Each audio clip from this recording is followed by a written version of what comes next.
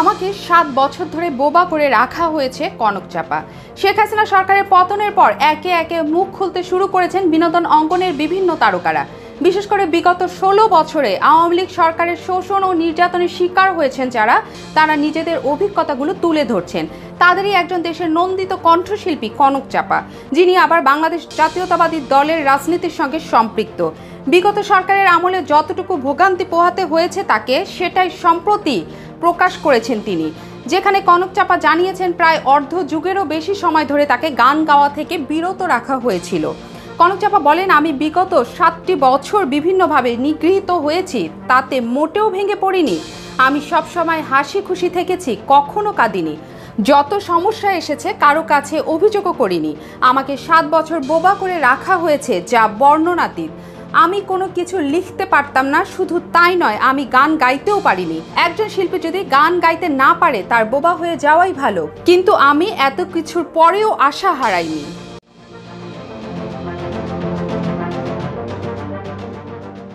পদত্যাগ করলেন লিয়াকত আলী লাকী। বাংলাদেশ শিল্পকলা একাডেমির মহাপরিচালক লিয়াকত আলী লাকী পদত্যাগ করেছেন। সোমবার 12 আগস্ট তিনি পদত্যাগ করেছেন বলে জানা গেছে। দীর্ঘদিন ধরে লাকী শিল্পকলা একাডেমির মহাপরিচালক পদে থাকা নিয়ে সাংস্কৃতিক অঙ্গনে ক্ষোভ তৈরি হয়। লিয়াকত আলী লাকী শিল্পকলা একাডেমির মহাপরিচালকের দায়িত্ব পান 2011 সালের 7 এপ্রিল। সবশেষে 2023 সালে 29 মার্চ সপ্তমবারের মতো তার মেয়াদ বাড়ানো হয়। গত 5 আগস্ট শেখ হাসিনার পদত্যাগ এবং দেশ ত্যাগের পরদিন মঙ্গলবার শিল্পকলা একাডেমিতে মহাপরিচালকদের দপ্তর সহ অন্তত 15 জন কর্মকর্তার কক্ষে তালা দেন কর্মকর্তা কর্মচারীদের বিক্ষুব্ধ একটি অংশ। সোমবার শিল্পকলার সামনে বিক্ষোভ সমাবেশের ডাক দেন থিয়েটার কর্মীরা।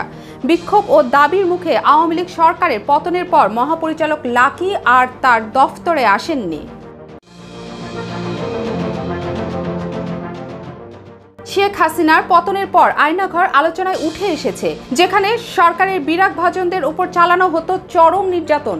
বছরের পর বছর আটকে রাখা হতো তাদের। এবার আয়নাঘর নিয়ে সিনেমা বানানোর ঘোষণা দিলেন নির্মাতা জয় সরকার। রোববার প্রযোজক সমিতিতে সিনেমাটির নাম নিবন্ধন করেছেন জয় সরকার। সিনেমাটির নামও আয়নাঘর রেখেছেন তিনি। ফেসবুকে নিবন্ধনকালীন ছবি প্রকাশ করে খবরটি ভক্তদের সঙ্গে শেয়ার করছেন জয়। মনোমালিন্যের মধ্যে শুটিং করছেন আমির জুহি। আমির খান এবং জুহি চাওলা বলিউডের সবচেয়ে সফল জুটিদের অন্যতম। কায়ামত সে কায়ামত তাক, হাম হে রাই, প্যার কে ইশক এর মতো জনপ্রিয় সিনেমা উপহার দিয়েছেন এই জুটি। অথচ একবার রাগ করে প্রায় 7 বছর আমিরের সঙ্গে কথা পর্যন্ত বলেননি জুহি চাওলা। ইশক ছবির একটি দৃশ্য ছিল এরকম, ভূত সেজে রাতের বেলা জুহিকে ভয় দেখাচ্ছেন আমির। ভীষণ ভয় পেয়েছিলেন জুহি।